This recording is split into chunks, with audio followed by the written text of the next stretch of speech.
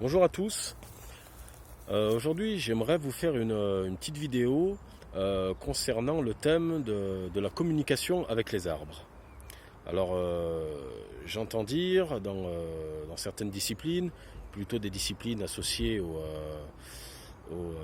Dashenquan, également au Taikiken, qui sont des disciplines dont la matière, l'élément central, ou plutôt l'exercice central, consiste à pratiquer Zhangzhuang. Donc la posture du pieu, également appelée la posture de l'arbre. Et j'entends très souvent comment communiquer avec les arbres. Alors aujourd'hui, je vais essayer de vous en faire la démonstration. Je vais vous en faire la démonstration. D'accord ? Donc là, mon téléphone est posé en fait sur la branche de l'arbre avec lequel je vais communiquer justement. Donc ici, on peut apercevoir la branche. D'accord ? Elle est ici. Donc, comment est-ce que je vais communiquer avec cet arbre au même titre que cet arbre en fait serait mon partenaire. D'accord ? Donc finalement, communiquer avec un arbre, c'est faire de cet arbre son propre partenaire de pratique martiale. Donc aujourd'hui, je n'ai pas de partenaire, donc je décide de m'entraîner avec un arbre, tout simplement. Et l'objectif est de ressentir les mêmes sensations, de mettre en pratique les mêmes principes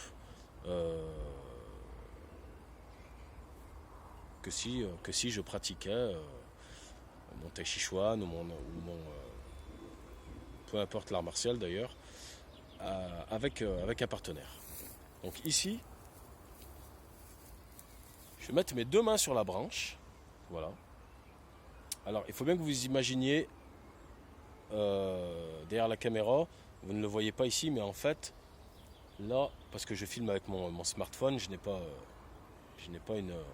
de caméra. En dessous de moi, ici, il y a un fossé, d'accord ? Là, ici, il y a le fossé, d'accord ? Donc, si la branche ne me retient pas, ici, je tombe, d'accord ? Donc, en bas, ça peut représenter le vide. C'est très intéressant, puisque dans les pratiques martiales, lorsqu'on est trop engagé dans les poussées, si la personne ne nous retient pas, autrement dit, si ici la branche que je vais pousser ne me retient pas, eh ben, je vais tout simplement tomber dans le vide. D'accord ? L'objectif n'étant pas bien sûr de tomber dans le vide, mais de toujours être bel et bien structuré pour être en équilibre parfait. Donc ici, je vais dans un premier temps appliquer une poussée, j'ai envie de dire, sans conscience, d'accord ? Sans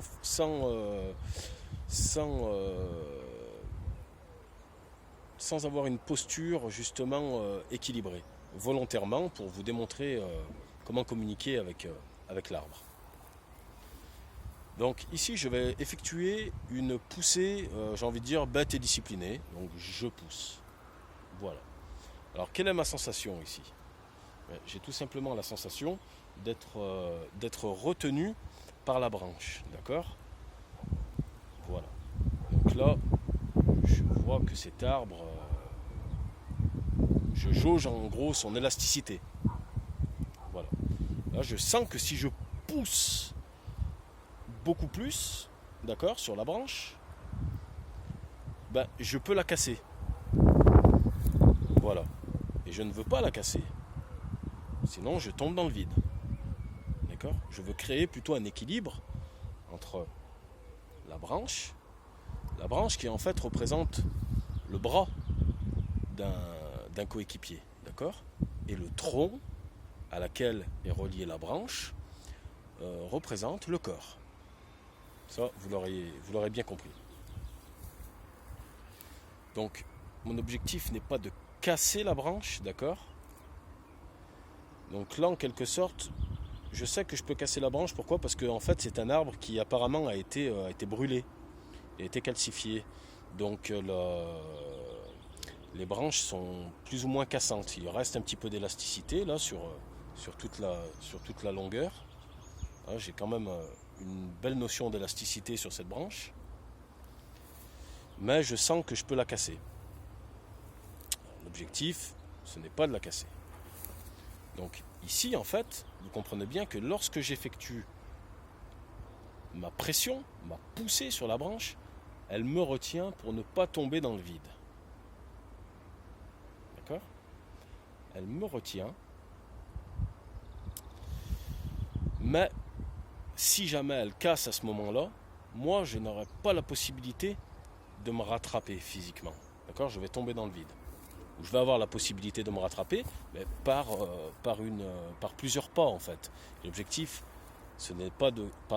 autrement dit, je vais me rééquilibrer par le déséquilibre si jamais je tombe, si jamais la branche se met à casser. Donc, ce que je propose ici, pour entrer en communication avec l'arbre, ce n'est pas de pousser ici volontairement très fort et en puissance.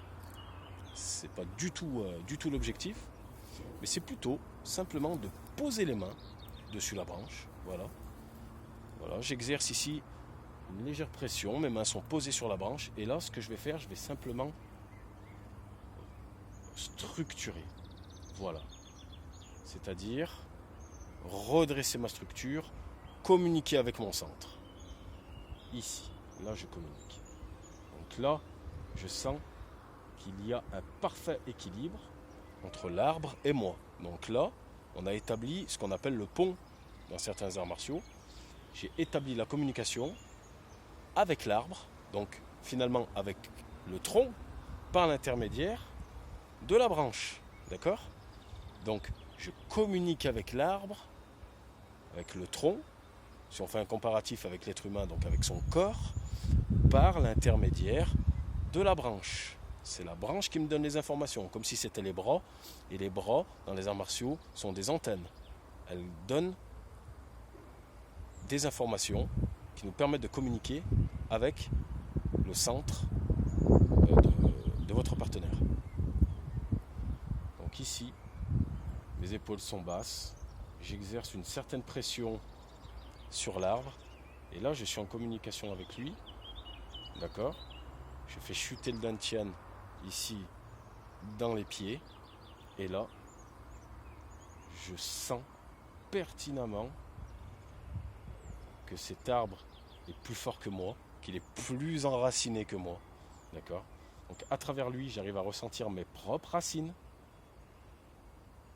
et je communique également avec ces racines.